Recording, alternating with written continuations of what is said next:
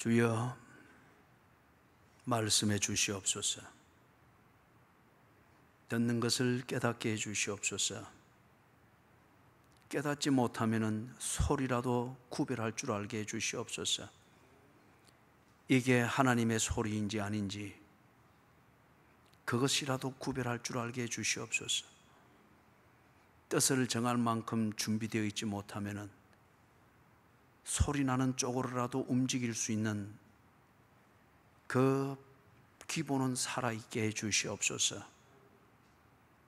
이것이 하나님의 뜻인지 아닌지 구별할 만한 지혜가 우리에게 없으면 나를 붙드시는 주의 손길은 느낄 수 있는 감각은 살아있게 해 주시옵소서. 주님의 손길이 이끄는 대로 따라갈 수 있는 믿음을 주시옵소서. 많은 지식은 없더라도 주여 느끼게 하고 깨닫게 하고 때로 아프게 다가오는 우리 주님의 인도하심은 믿고 따라갈 수 있는 그 기본은 허락해 주시옵소서. 기회를 놓치지 않게 해 주시옵소서. 하나님 살아있는 이 시간들을 미련한 고집을 부리고 강팍한멸 정의로 착각을 하면서 한 걸음씩 한 걸음씩 주께 나아가야 되는 살아있는 시간의 의미를 낭비하지 않게 하시고, 그래서 주여 열심히 사나 방향이 없이 배회하면서 세월을 낭비하지 않게 해주시고, 사랑하는 주님, 강하지만은 아무런 목적이 없고 내용이 없는, 그래서 스스로 부러지는 것만이 남아있는 이런 낭비스러운 인생이 되지 않도록 해 주시옵소서. 주여, 주께서 머리를 들게 하시는 것 외에 머리를 드는 것은 다 꺾여지는 것임을 알게 해 주시옵소서. 그리하여 주여, 내 머리를 숙이며 들리는 소리 앞에 내 고개를 조아려 소리를 향하여 다가가는 이것이 창피하여 억지로 내 머리를 들고 남보다 뛰어나게 보이고자 하는 이 허세 부림 때문에 결국 세월의 칼에 맞아 꺾여지는 목이 되지 않도록 해 주시옵소서. 반드시 한 번은 죽는 것임을 진리라 인정을 하면서도 그 진리를 아는 사람처럼 그렇게 살지 못하는 우리의 진정 미련하고 곰탱이 같은 이 내용을 불쌍히 여겨 주시옵소서. 하나님 아버지, 이 시간 우리에게 말씀해 주시옵소서. 소리라도 듣게 해 주시옵소서. 하나님의 소리인 것을 구별하여 들을 수 있는 귀라도 주시옵소서. 그리하여 잘 깨닫지는 못하나 소리 나는 쪽으로는 움직일 수 있는 감각을 살려 주시옵소서. 예수님의 이름으로 간절히 기도드리옵니다. 아멘.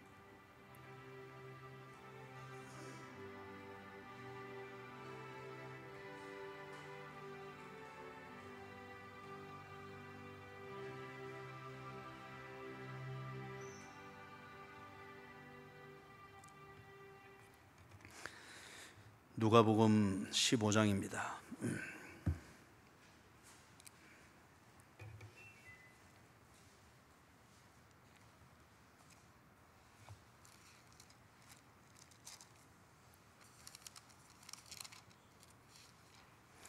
누가복음 15장.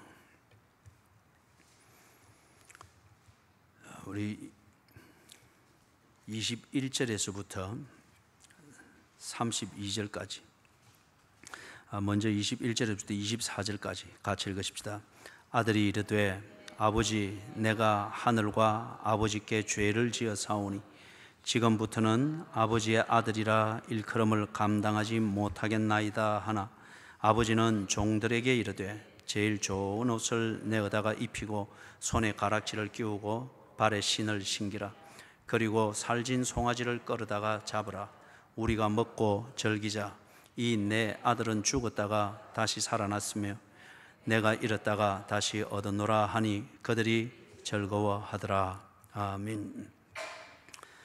21절 우리 지난 수요일날 보았습니다. 회개는 감상이 아니며, 그리고 회개는 감상적 분위기에 젖어 있는 그런 게 아닙니다. 정말 우리의 느낌과 우리의 뉘우침이 인격적이고 나의 대상인 하나님에 대한 인격적 반응으로서의 내 심리적 상태에서부터 양심을 거쳐서 일어나는 그런 뉘우침이고 깨달음일 것 같으면 반드시 그것은 행동으로 나오게 되어 있습니다. 그러지 않으면 내 스스로에게 내가 사기를 치고 있는 겁니다. 그래서 21절이 바로 그 실천이죠. 그렇기 때문에 20절까지에 나오는 이 탕자의 뉘우침과 깨달음은 실제적이고 인격적이라는 겁니다.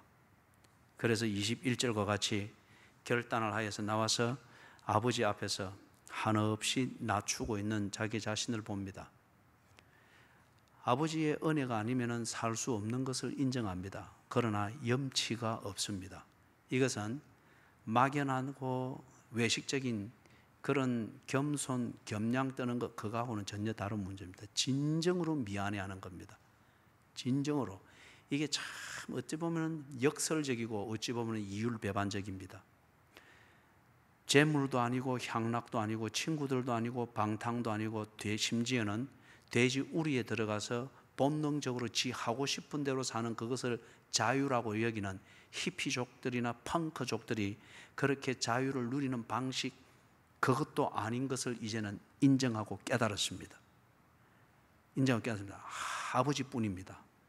아버지와의 관계 속에 있을 때 진정한 자유고 거기에 내 안정과 평화가 있다고 하는 것을 인정하는 진정한 고백이요, 인정이요, 존경입니다. 반면에 바로 그 아버지 앞에서 자기 자신은 자격 없는 사람이라 한없이 밑바닥으로 자기 자신을 떨구고 있는 것을 봅니다. 그래서 이율배반입니다. 이율배반. 이게 논리적 이율배반이기보다도 참된 뉘우침, 여기에서 나오는 것으로서 그렇게 진실되게 행동하게 될 때에 이 진정한 겸손이 나온다는 겁니다. 다시 말해서 아버지를 한없이 높이기 위해서 내가 한없이 낮아지는 겁니다. 우리가 어찌 감히 하나님을 하나님다움보다 더 뛰어나게 우리가 높이 들어 올릴 수가 있겠어요? 절대 그거는 종교에서 하는 무모한 짓이고 종교에서 종교꾼들이 신에게 아부를 떠는 그런 거죠. 그건 종교적 허풍입니다. 그런데 신은 사람이 받들어준다고 해서 있는 것보다 더 높아지고 그건 절대 신이 아니죠. 그렇기 때문에 달라이 라마는 신이 아닙니다. 신을 추구하는 티베트인들의 아주 절박한 몸부림에 지나지 않는 거죠. 하나님은 하나님입니다.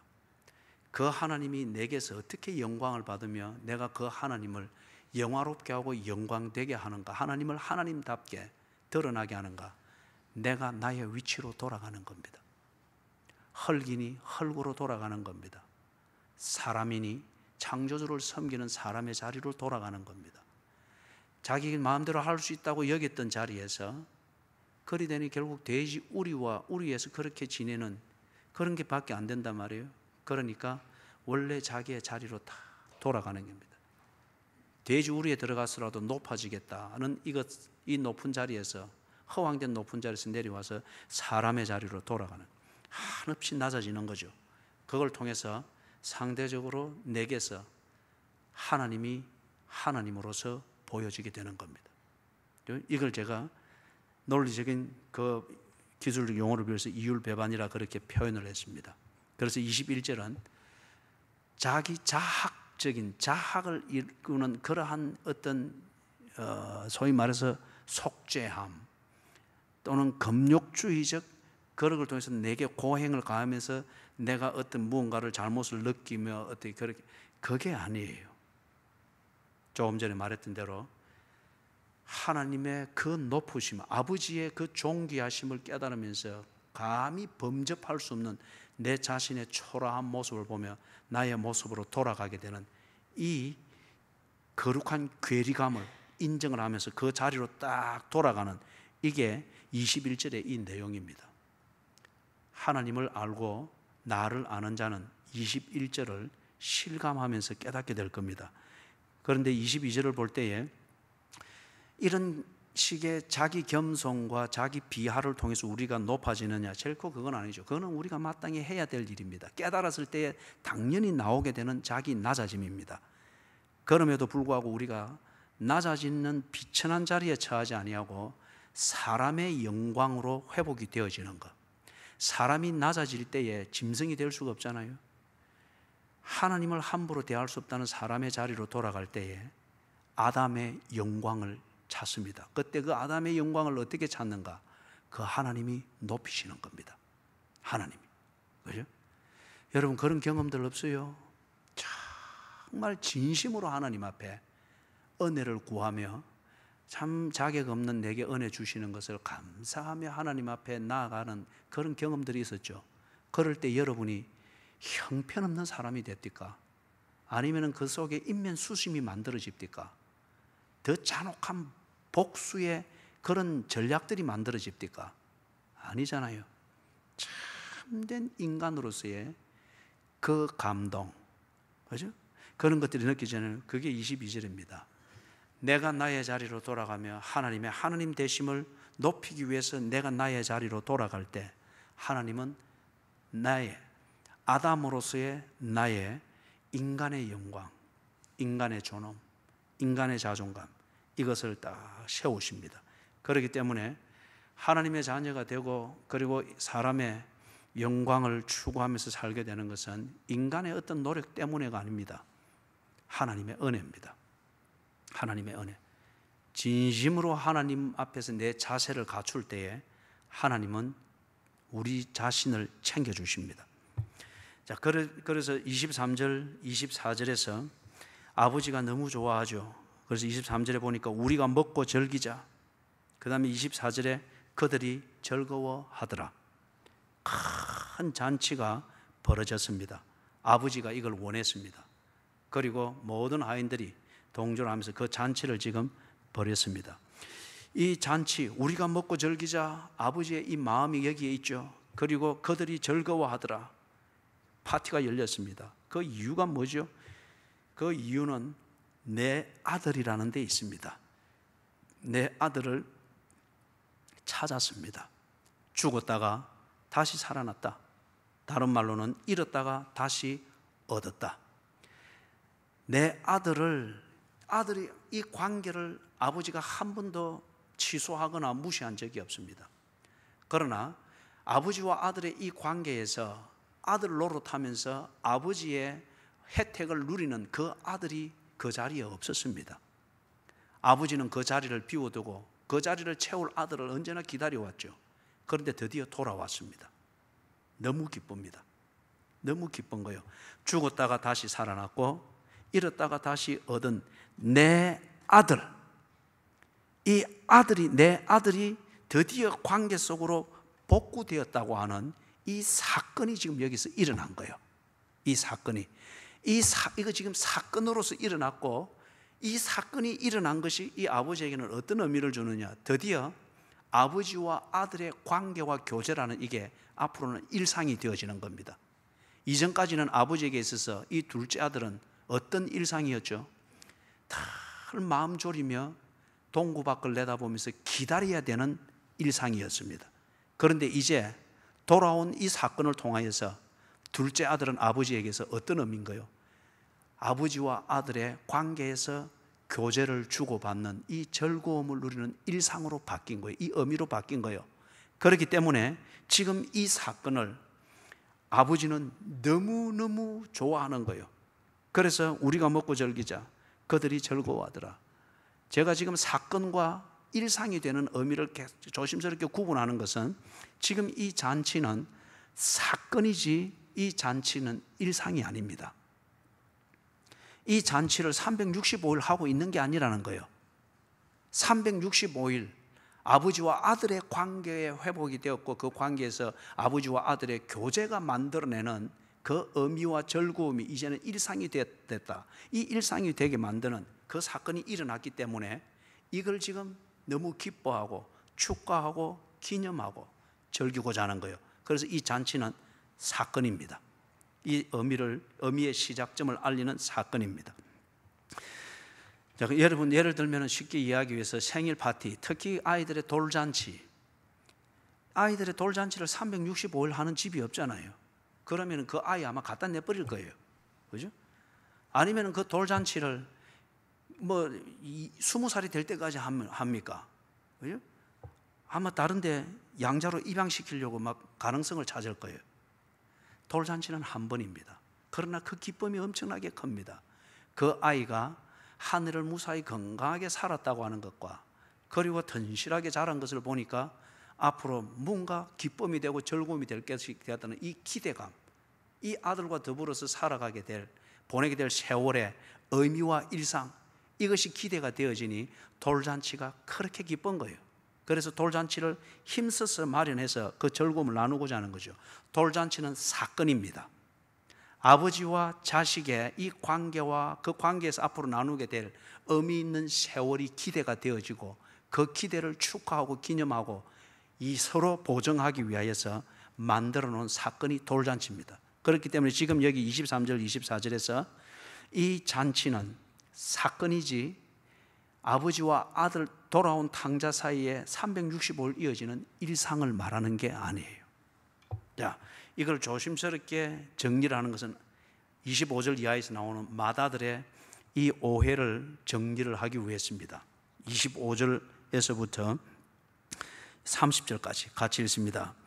맏아들은 밭에 있다가 돌아와 집에 가까이 왔을 때에 풍악과 춤추는 소리를 듣고 한 종을 불러 이 무슨 일인가 물은데 대답하되 당신의 동생이 돌아왔음에 당신의 아버지가 건강한 그를 다시 맞아들이게 됨으로 인하여 살찐 송아지를 잡았나이다 하니 그가 노하여 들어가고자 하지 아니하거늘 아버지가 나와서 권한대 아버지께 대답하여 이르되 내가 여러 해 아버지를 섬겨 명을 어김이 없거늘 내게는 염소 새끼라도 주어 나와 내 벗으로 즐기게 하신 일이 없더니 아버지의 살림을 장녀들과 함께 삼켜버린 이 아들이 돌아오매 이를 위하여 살찐 송아지를 잡으셨나이다.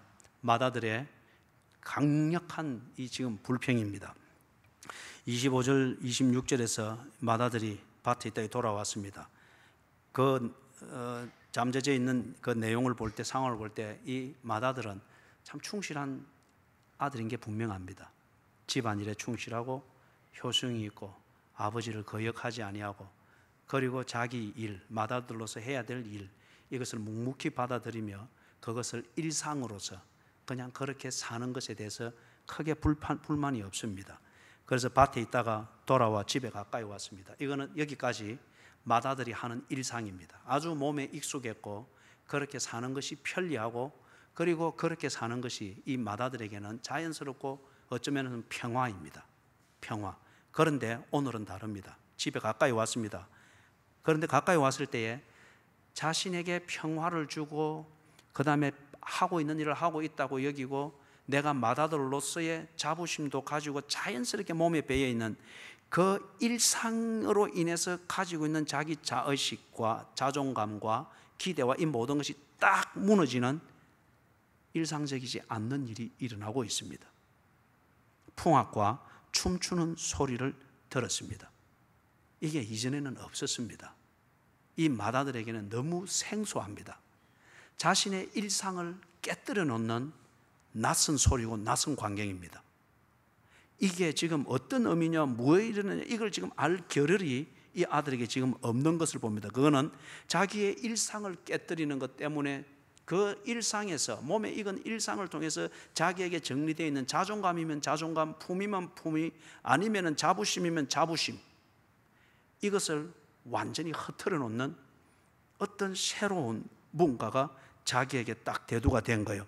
그래서 거기에 너무 민감하게 반응했습니다. 그래서 26절 한 종을 불러 이 무슨 일인가 물은데 자신이 몸에 익은 일상과 너무 다르기 때문에 거기에 대해서 아주 민감하게 반응합니다. 그래서 무슨 일인가 물었습니다.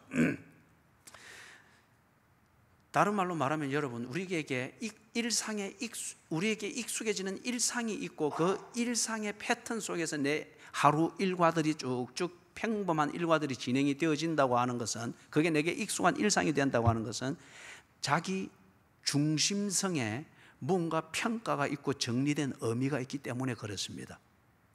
그런데 지금 여기서 자기 중심적인 그 평가와 의미를 가지는 일상이 여기서 무너져 있는 거예요.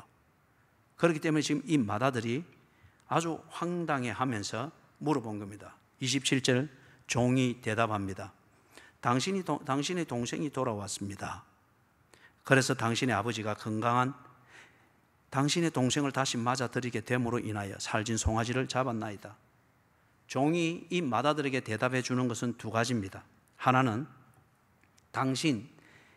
형인 당신에게 정말 의미 있는 일이 일어났습니다. 당신도 기뻐하고 너무너무 즐거워해야 될 그 일이 일어났습니다. 그게 뭐냐? 동생이 돌아왔습니다. 맏아들은 지금까지 자기에게 익숙한 일상을 가지고서 자기 중심적인 그러한 자부심과 어떤 패턴과 평안함과 이것을 딱 정리되어 있습니다. 그러나 맏아들이 인식하지 못했을지는 모르지만은 자신의 관계는 아직 온전하지를 않습니다. 잃어버린 동생이 있습니다. 이 동생이 있음으로 말미암아서 이 맏아들은 맏아들다울 수가 있는 거죠. 그죠?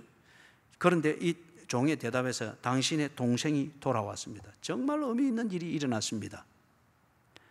그 다음에 이 종의 대답 속에 두 번째 있는 요소는 지금 당신이 듣고 있는 저 낯선 소리와 광경은 일상이 아니고 일어난 사건입니다. 당신의 동생이 돌아왔다고 하는 이 사실을 축하하고 기뻐하는 사건입니다. 당신에게 지금 익숙해 있는 그 일상을 뒤바꿔 놓는 또 다른 일상이 지금 딱 자리를 꿰고 있는 게 아니고, 이리 되면 어떻게 되는 거예요? 자신의 일상을 잃어버렸다고 하는 것은 자기의 지위를 잃어버렸다는 겁니다. 그런데 이게 그게 아니고 사건이라는 거예요. 오늘 한번 이걸 축하하고 이것 때문에 일어나는 기쁨을 나누기 위해서 가지는 파티입니다. 그러니 주인이여, 황당해하지 마십시오. 너무 곤란해하지 마십시오.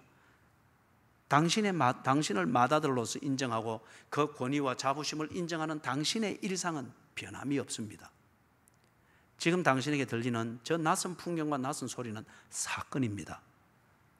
어떤 연유로 사건이 일어났느냐? 당신이 정말 기뻐해야 될 의미 있는 일이 일어났는데 당신의 동생이 돌아왔습니다. 이쯤 되면은 이 맏아들이 어떻게 반응을 해야 될까요? 그죠? 첫째는 내가 모르고 있었던 내 정체성을 드디어 찾았구나. 맏아들로서의 정체성. 그 다음에 형제로서의 정체성. 어떤 이런 것, 그동안 내가 모르고 있었으나 잃어버렸던 내 정체성을 드디어 회복했구나. 두 번째는 저것은 내 일상을 바꾸어 놓은 것이 아니라 저것은 내 일상 가운데 의미 있는 일이 일어났음을 알려주는 사건이구나. 사건은 한번 일어나고 지나가는 겁니다. 그렇게 되는 것 같으면 이 맏아들이 그 즐거움에 동참을 해야 되겠거니와 그 즐거움을 더욱더 부추겨주고 만들어주는 어떤 그러한 호스트로서의 역할로 흥분을 하는 것이 당연하겠죠. 그런데 전혀 다릅니다. 28절에 보니까 맏아들이 노하였다고 합니다. 노하여서 들어가고자 하지 아니했습니다. 참 이 맏아들이 평상시에는 착하고 우직하지만은 한번 혼돈이 되어지고 성질이 딱 하면 나니까 아주 유치한, 인격적으로 성숙되지 못한 유치함이 있는 순진한 아들입니다. 그죠? 순진한 아들이에요. 들어가고자 하지 아니하거늘 아버지가 나와서 권합니다. 자, 노하여 들어가고자 아니하거늘 아버지가 나와서 권한대. 그래도 안 들어가는 거죠, 그죠? 자, 그럼 여기서 우리가 뭘 볼 수 있는가? 세 가지를 정리를 해볼 수 있습니다. 이 맏아들이 자기 중심성이라고 하는 이 입장에서 사건과 의미를 판단을 하고 있습니다. 조금 어려운 정리겠지만 여러분이 집중해서 잘 정리하십시오. 자기 중심성이라는 이것은 무엇에 의해서 만들어진 거예요? 지 몸에 익숙해 있는 일상을 통하여서 만들어지고 날마다 자기도 모르는 사이에 확인하고 있습니다. 나는 맏아들이다. 나는 집 나간 둘째 동생과 같지 않다. 내 아니면은 아버지의 저 이 가업을 이어갈 사람이 없다. 나 같은 효자가 있으면 나와보라 그래. 아버지도 나를 인정해 줘야 될 걸. 아버지는 적어도 내 동생에게 주었던 그 이상의 유산을 내게 줘야만 돼. 나같이 지금 아버지의 노후를 책임지면서 이렇게 있는 자가 누구인가? 이게 날마다 이루어지고 있는 이 일상, 그 일상에서 언제나 지 위치를 지키고 지 역할을 하고 있는 지 자신을 보면서 자기 중심성이란 이것이 딱 잡혔고, 이 중심성에서, 자기 중심성에서 지 일상 가운데 일어나는 사건이든 의미를 판단하고 재단하는 겁니다. 그래서 내 중심성이라는 이것과 위배가 되면은 어떤 사건이 일어나더라도 그것은 틀린 겁니다. 일어나서는 안 되고 그거는 침입자가 되는 거예요. 내 자기 중심성이라는 이것을 건드리는 것이 것 같으면은 동생이 돌아왔다는 이 의미 있는 일일지라도 내 자기 중심성을 건드리는 이 일일 것 같으면 자기에게는 의미가 없고 침입자가 되는 거예요. 신경 거슬리는 게 되는 거예요. 무슨 말인지 이해가 되세요? 그래서 지금 이 맏아들이 어떤 성향이 있는가? 자기 중심성이라는 이 입장에서 지금 일어나고 있는 다른 사람들이 다 기뻐하고 그리고 의미 있게 여기는 그 사건을 지금 이 아들은 못 받아들입니다. 그것 때문에 성질이 났습니다. 그렇기 때문에 이 맏아들에게서 치명적인 단점이 뭐죠? 자기 중심성이라고 하는 이게 건드려지지 아니할 때는 참 이게 사람이 정직하게 보이고 충성스럽게 보이고 참 이런 호인이 없고 이런데, 요 중심성이라는 여기 딱 건드려지니까 깊이 생각해보고 자시고 할 게 없는 거예요. 이게 딱 건드려지니까 생각이고 뭐고 없고 무조건 성질부터 나는 거예요. 그 다음에 두 번째 요소는 자기 중심으로 동생과 비교를 하고 있습니다. 이 맏아들은 그 동생을 지금 동생으로 인정하지 않고 있습니다. 낯선 침입자로 여기고 있습니다. 그러면서 여기 비교하는 것을 볼 때에, 이 맏아들이 대답하는 것을 볼 때에 29절 30절에 나오는 이 내용을 참고해 볼 때에 돌아온 동생으로 여기는 것이 아니라 경쟁자로 여기고 있습니다. 내 지위와 내 자부심과 아버지가 내게 주는 신뢰, 그리고 이 가문에서 맏아들의 그 초점과 관심의 초점이 되어지는 자기의 지위를 이런 식으로 잔치를 하고 막 이렇게 되는 관심을 빼들어가는 경쟁자로 보는 거예요. 경쟁자로. 그죠? 그래서 자기 중심이라는 이걸 가지고서 돌아온 동생과 자기 자신을 비교를 합니다. 여러분 참 이것처럼 유치한 게 없는데, 그런데 대개는 이것으로 빠집니다. 그렇게 되니까 이 말은 무슨 말이죠? 이 맏아들은 언제나 내가 중심에 있어야 되는데, 내가 일 나갈 때는 아버지도 내게 잘 갔다 오라고 말해야 되고, 하인들도 다 내가 나갈 때에 문도 열어주고 잘 다녀오십시오 하고, 또는 그리고 엄마는 나와서 네가 없으면 집안이 안 돼, 이 수다를 떨어주는 것도 잠시 있어야 되고, 언제나 자기가 관심의 중심에 있어야 되는데 오늘은 그렇지 않은 거예요. 돌아와 보니까 관심이 어디에 가 있는 거예요? 지금 잔치가 벌어지고 있는 그 자리에 다 가 있는데, 그 자리가 중심에 뭐가 있는 거예요? 동생이 있는 거예요. 그렇기 때문에 지금 이 맏아들이 노한 겁니다. 모든 관심이 내게 집중되어지는 이 일상에서 지내왔던 이게 몸에 딱 익어 있는데 오늘은 전혀 다른 거예요. 그렇기 때문에 동생을 동생으로 보이지 않습니다. 경쟁자로 보이는 거예요. 세 번째는 그렇게 비교를 한 결과 어떤 일이 일어납니까? 아버지를 원망하고 저항하고 불신합니다. 무서운 거죠. 이 맏아들이 아버지 자체에 대해서 한 번도 이런 생각을 가지거나 그럴 이유도 없습니다. 왜 결론적으로 아버지를 원망하고 불신하고 저항하는 데까지 이르게 된 거예요? 내가 관심의 중심에 있어야 되는데 내게 쏟아져야 될 관심이 엉뚱한 대로 뺏겼다고 하는 이 피해의식이, 이 옹졸한 사고방식에 나온 피해의식이 아버지까지도 지금 이렇게 불신하고 저항하고 그리고 원망하는 대상으로 만들어버린 거예요. 그래서 맏아들은 어쩌면 이럴 거예요. 그걸 보면서 자기 일상에서 마치 이전처럼 돌아왔는데, 그래 되면 엄마가 나와가지고 아이고 밥 먹었나, 이제 그 고생을 하는데 이를 뭐 어쩌고 막 수다를 떠는 것으로 하는 거, 그럼 아버지도 그럼 수고했다. 그리고 하인들이 지침을 받아서 막 이래 하면서 관심이 언제나 있는 그게 일상인데, 오늘은 전혀 딱 그렇게 다르니까 어쩌면 이럴 거예요. 아버지가 나를 무시하네? 아니면은 아버지가 내한테 이러면 안 되지, 아버지가 영 경우 없는 그런 처사를 하시네. 예? 세 가지였습니다. 맏아들이 노하여 들어가고자 하지 아니하였다. 어떤 것을 볼 수 있는가? 맏아들이 자기 중심성의 입장에서 사건과 의미를 판단합니다. 사건의 중요성과 의미라는 이 자체를 보지 않고 자기 중심성의 입장에서 봅니다. 그러니 깊이 생각할 겨를이 없습니다. 두 번째는 자기 중심성에 매여 있으니까 동생을 동생으로 보지 않고 경쟁자로 봅니다. 그래서 비교가 시작이 됩니다. 다른 말로 하면 내가 관심의 중심에 있어야 되는데 감히 저게 나를 밀어내서 피해망상증에 걸립니다. 세 번째, 비교의 결과로서 아버지를 원망하고 저항하고 불신합니다. 이 비교를 하지 않았다면 이 맏아들이 아버지를 원망하고 저항하고 불신할 이유가 없습니다. 비교의 결과입니다. 29절 30절에 이 맏아들이 아버지께 저항하고 원망하고 불신을 나타내는 그 표현들을 살펴봅니다. 자, 여기서 우리가 맏아들의 문제가 무엇인가를 볼 수 있는데, 이 맏아들은 자기 중심성이라고 하는 것, 그죠? 그래서 거기서 만들어진 자부심, 자존감, 그 다음에 기대감, 어떤 이런 자기 충족감, 이런 자기 중심성 말이에요. 이걸 다시 강조하지만 이걸 만들어 주었던 근거는 뭐죠? 자신의 일상입니다. 일상, 그죠? 일상이에요.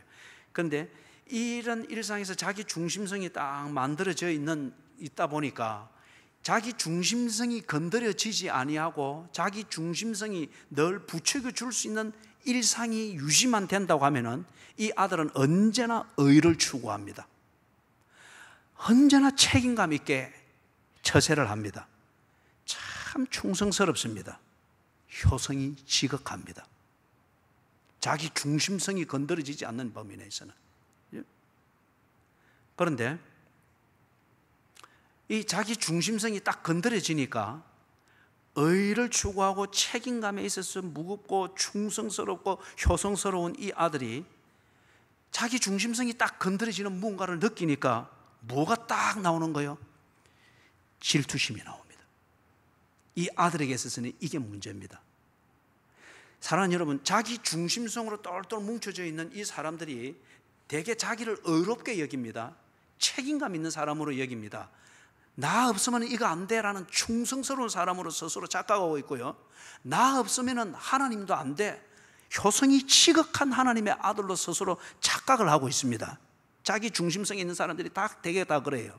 그런데 이 중심성을 건드려 놓는 뭔가 새로운 사건이 벌어지거나 새로운 환경이 딱 대두되어지게 될 때에, 그때에 어떤 사람은 다른 사람보다 더 열심을 내어가지고 이걸 방어하려고 합니다.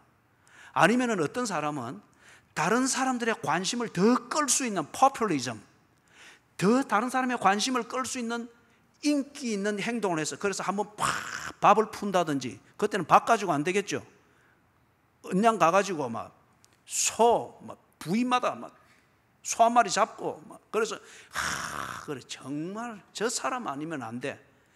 인기몰이를 계속 자기에게 하는 이러한 좀 선을 넘어가는 이런 행동을 과하게 하는 것을 통해서 계속 자기 중심성을 지키려고 합니다. 새로 생긴 사건이나 경쟁자로 여기는 사람을 그렇게 관심에서 밀어내려고 합니다. 그리고 어떤 사람은 좀 더욱더 지나친 열심이라고 하는 것, 봉사라고 하는 이걸 가지고서 어찌든지 자기가 관심에서 밀려나지 아니하고 자기 중심성에 이걸 다 언제나 관심을 끌려고 그렇게 합니다. 그런데 지금 이 아들의 경우에는 질투심입니다. 여러분, 제가 예를 들었던 것 앞에서 세 가지와 더불어서 이 네 번째 것, 우리 자신을 살피면 이게 반드시 있습니다. 내 중에 어디에 딱 걸립니다. 내가 소외감을 느낀다, 공격을 받는다 여기고, 내가 가지고 있는 뭔가 자존감이 무너지는 것 같다라는 것이 여기고, 아니면 관심에서 좀 밀려난다 싶을 때에 반드시 이 네 가지 중에 하나로 대응을 합니다. 여기 하나를 덧붙이면은 한 사람, 어떤 사람은 그냥 설그머니 숨어버립니다. 아이고 더러워서 못하겠구만. 아니면은 아이고 저게 저래서 샀는데 내 뭐 저런 꼴 보느니 뭐 안 나가는 게 좋지, 뭐 속 숨어버립니다. 그죠? 5가지 중에 하나예요. 그렇게 해서 절대 자기 중심성이라고 하는 이것을 다치지 아니하려고 하는 거예요. 그런데 이 마다들의 경우는 질투심입니다. 강력한 질투심이 이때 일어난 거예요. 이게 자기 중심성이라는 것에서 안 건드려질 때는 이 중심성에서 의를 행하고 책임감에 불을 붙이고 충성스러웠고 효성이 지극했습니다. 이게 그의 일상이었어요. 그런데 이게 딱 건드려지니까 위기를 느끼면서 질투심이 꽉 생기면서 자기를 방어하려고 하는 거예요. 그러니까 이 질투심이 확 나오니까 뭐가 나오는 거죠? 비난과 원망이 나오는 거예요.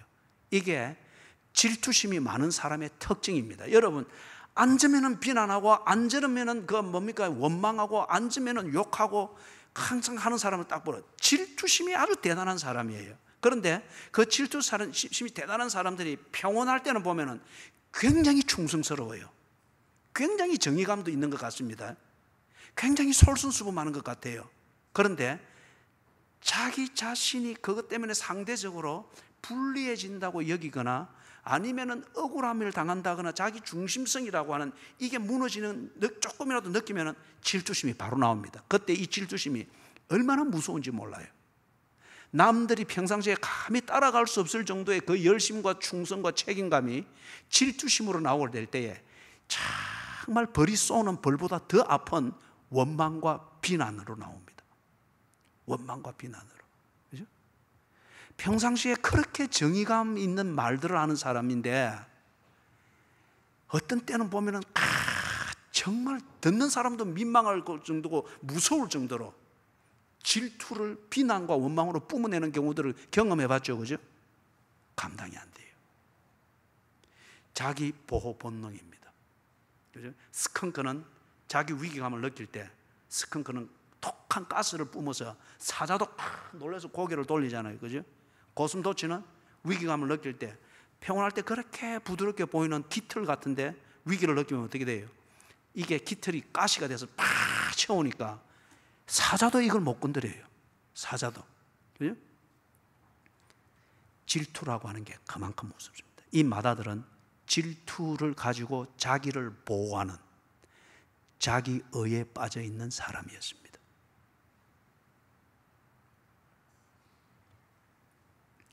그래 되니까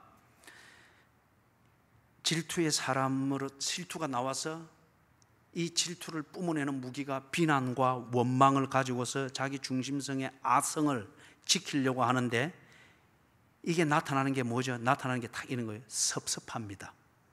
아버지가 나한테 이러면 안 되지.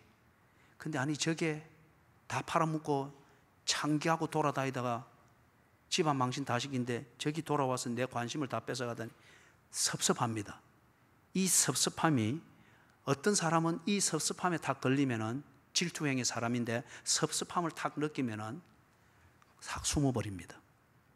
착 웅크러들어 버려요. 반면에 이 마다들 같은 경우는 섭섭하니까 도끼를 품습니다. 도끼를 품는. 그렇기 때문에 독한 원망이 나오고 시비가 나오고 다툼이 나옵니다. 아버지하고 지금 다투잖아요. 반면에 또 동생에 대해서는 비난하고 동시에 자기가 유치하지 않다고 하는 것을 가장하면서 해야 되니까 비아냥거립니다. 재산을 가지고 창기와 함께 다 팔아먹은 저것이 비아냥거림입니다. 그리고 모함합니다. 아주 이게 아버지에 대해서는 적나라하게 다투잖아요. 반면에 동생에 대해서는 자기 자신의 위치도 세우려고 하면서 그러나 동생을 깎아내리는 비아냥거림과 비난과 모함함. 이게 여러분 강렬한 질투를 가지고 있는 사람, 평상시에는 이 고슴도치의 가시가 탁 숙여서 깃털처럼 보이는 충성과 책임감과 어떤 그런 열심과 의의를 추구하고 정의감이 있게 보이는 이런 사람인데, 질투를 다 느낄 때에 이게 쫙 책임감, 의의 있는 게 전부 다 고슴도치 가치처럼 쫙 다 써버리는 거예요. 그죠? 그래서 한편으로는 공격하고 한편으로는 지를 또 그렇지 않다는 것으로 보이기 위해서 비아냥거림과 이걸 지금 적나라하게 지금 보고 있습니다. 31절 32절 같이 읽습니다. 아버지가 이르되 너는 항상 나와 함께 있으니 내 것이 다 네 것이로되 이 네 동생은 죽었다가 살아났으며 내가 잃었다가 얻었기로 우리가 즐거워하고 기뻐하는 것이 마땅하다 하니라. 아버지가 아버지의 마음을 열어 보여줍니다. 맏아들이 이 정도 했으면은 이만큼 충성스럽고 책임감 있고 그런 일상을 묵묵히 지내는 맏아들을 보면서 참 성숙했다고 여겼는데, 굳이 아버지의 마음을 한 번씩 보여줄 필요가 이제는 없을 정도로 자랐다고 생각했는데, 지금 이 광경을 보면서 아버지가 아직도 아구나. 여기서 31절 31절에서 아버지의 마음을 열어 보여줍니다. 아버지의 말 중에 첫 번째, 맏아들에 대한 아버지의 기쁨과 기대가 있습니다. 너는 항상 나와 함께 있으니. 이 말이 지금 뭐예요? 돌아온 둘째 아들을 두고는 한 사건으로서 지금 기뻐하고 있습니다. 그러나 맏아들을 두고서는 뭐예요? 아버지의 일상적인 기쁨이 이 맏아들 때문에 있는 거예요. 아버지의 일상적인 기쁨이 이 맏아들 때문에 있고, 그 속에서 이 둘째 아들이 돌아왔다고 하는 이것은 지금 이날 한 사건으로서 기쁜 거예요. 그러면서 맏아들처럼 이 아들도 해주려니 하는 기대감이 있기 때문에 기쁜 거예요. 무슨 말인지 여러분 이해가 되세요? 그죠? 집에 맏아들이 있다고 치는 것 같으면 아버지가 늘 해서 뭐 있으면 저 말썽꾸러기 동생들 먹이고 하는 것 같아서 그 맏딸이 늘 섭섭해하고 하지만은, 어려우면 누구 찾습니까? 바로 그 맏딸을 찾잖아요. 그죠? 그래서 왜 나는 아버지는 내한테는 이렇게 모질게 대하나, 그래서 뭐 찔찔 짜고 이래 하지만은 그래도 어려우면 맏딸을 부르는 거예요. 그래서 내가 이 어려운 일이 있는데 네 생각은 어떻노? 그 기쁨이 어디에 있느냐는 거예요. 이 맏아들이 아버지의 이 마음을 아직은 모르는 겁니다. 이 아버지의 일상적 기쁨은 이 맏아들에게 있는 겁니다. 이 둘째 아들을 두고 한 번 지금 이리 기뻐하는 것은 말 그대로 사건이에요. 그러나 이 아버지가 아버지로서의 의미 있는 삶을 찾는 것은 늘 곁에 있어주는 맏아들 때문에 이 의미를 찾으면서 기뻐하고 있는 거예요. 이 맏아들이 아직까지 그걸 이해하기는 아직 성숙이 안 된 겁니다. 둘째 아버지의 이 말 속에 맏아들의 권리를 인정하고 있죠. 내 것이 다 네 것이다. 내 것이 다 네 것이다. 맏아들의 이 권리를, 맏아들은 어쨌든지 관심을 지게 끌고자 하는 이 긴장을 유지하는 것이 맏아들의 권리의 전부인 줄 알았는데, 아버지의 마음은 그게 아니죠. 네 그러지 말아라. 전부 다 네 거다. 전부 다 네 거다. 그래서 보니까 아버지의 보여주는 아버지의 이 마음을 보니까 이런 거죠. 맏아들에게 아들의 권리를 누림과 아버지와의 교제, 이것이 너의 일상생활이다 하는 것을 보여주는 거예요.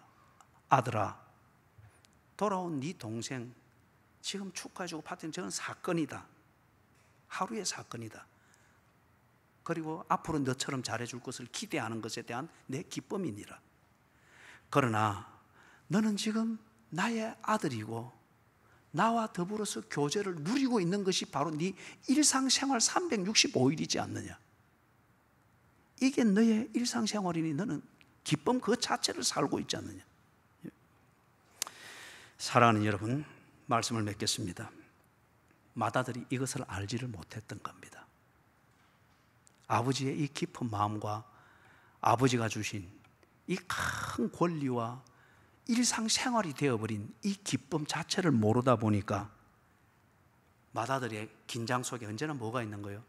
염소 새끼 하나, 그리고 떠도는 친구들이 잠시 머물러서 즐거움을 주는 그 날새면 떠나고 없을 친구들 몇 명 불러 모아가지고 한밤을 즐기는 즐거운 사건을 찾기고자 하는 이 옹졸한 삶을 자꾸 사는 거예요. 아버지가 준 이 권리와 일상생활이 되어버린 이 기쁨을 볼 정도에 이게 못 따라가니까 이 놀라운 권리와 기쁨 속에 있으면서도 이 맏아들은 늘 긴장하는 게 옹졸하게 염소 새끼 하나, 그리고 날새면 사라지고 없을 친구 몇 명, 그와 더불어서 한밤을 즐겁게 노는 사건 속에서 내가 관심의 중심이 되고자 하는 이걸 늘 전부로 삼고 살다 보니까 이 놀라운 기쁨과 권리 속에서도 자기 중심성의 노예가 되고 있는 거예요. 사랑하는 여러분, 맏아들의 이 아버지께서 주신 것이지만 누리지 못하고 있는 맏아들의 이 옹졸함, 반면에 아버지가 맏아들에게 준 그 진정한 권리와 기쁨, 이것을 좀 생각을 보십시오. 여러분 자신은 이 맏아들에게 어떤 성향을 가지고 있습니까? 여러분은 질투하지 않습니까? 여러분은 여러분 자신의 위기감을 느낄 때 어떤 경우에 위기감을 느껴요? 그래서 그렇게 기분이 나쁘고 평상시 잘하던 그 신앙생활, 충성스러움, 그 착함, 그게 왜 고슴도치 가시보다 더 날카로운 그 공격형으로 나오는 거예요? 왜 비난합니까? 왜 의심합니까? 왜 그 사람을 꼭 죄인으로 만듭니까? 왜 그 사람이 한 일을 꼭 그렇게 다른 사람이 나쁘게 보도록 그 사람을 속된 말로 자꾸 씹느냐 말이에요. 그리고 그 사람이 한 일을 들어가 보지 못했으면서 왜 그거는 이래서 했을 것이다라고 해서 사람들이 그를 다 원수 취급하도록 만들어 놓고야 마느냐 말이에요. 그리 안 해도 교회는 여러분을 사랑합니다. 그리 안 해도 말없이 교회는 여러분에게 관심을 집중하고 있습니다. 그렇게 질투, 여기서 나오는 원망과 시비로 여러분 자신의 아성을 지키려고 그렇게 고슴도치처럼 모질게 안 해도 하나님의 은혜 가운데서 우리는 서로 지켜주려고 합니다. 서로 돌아보아 사랑과 선행을 격려해서 어찌든지 서로에게 유익이 되기 위하여 함께 신앙생활을 하고 있는 겁니다. 우리가 누리고 즐겨야 될 것은 아버지 하나님께서 주신 이미 일상생활이 되어버린 시냇가에 심은 교회, 이 교인의 특권입니다. 우리의 일상이에요. 그리고 하나님 마음에 품은 교회, 이것을 우리의 소유로 주셨습니다. 그렇죠? 그렇기 때문에 여러분, 한 사건으로 일어나는 것, 이런 일을 언론할 수 있고 저런 일을 언론할 수 있고 이런 일이 일어날 수 있고 저런 것이 일어날 수 있는 사건 하나를 가지고서 그것에 집착하느라, 그리고 그 사건에 대해서 느끼는 내 감정 때문에 내 아성이 무너진다고 하는 불안감 때문에 그렇게 옹졸한 맏아들로 처신해서는 안 됩니다. 내게 일상이 되게 하신 하나님의 자녀된 권세, 그리고 하나님이 부르신 그 비전을 쫓아가는 이 흥분되고 감동된 일상의 삶, 이것에 집중하고 이것을 누릴 줄 아는 성숙된 맏아들이 되시기를 주의 이름으로 축원합니다. 아멘. 자, 기도합니다. 하나님 아버지, 옹졸합니다. 평상시에 충성스럽고 정의롭고 효성스럽고 책임감 있는 참 그런 충성스러운 교인인데 어떤 때가 되면은 아버지도 감당하기 어려운 이 맏아들처럼 되어서 아버지의 가슴을 그렇게 답답하게 만듭니다. 하나님, 맏아들의 어떤 성향을 내가 지금 담고 있습니까? 성령이여, 이 말씀을 보게 하신 성령이여, 우리 각인의 심령을 감동시키셔서 하나님이 주신 그 권리와 일상이 된 그 기쁨을 누리지 못하도록 만드는 맏아들의 이 옹졸함을 버릴 수 있도록 도와주시옵소서. 그리고 진정한 그리스도인의 자유와 권세와 권리를 누릴 수 있게 해 주시옵소서.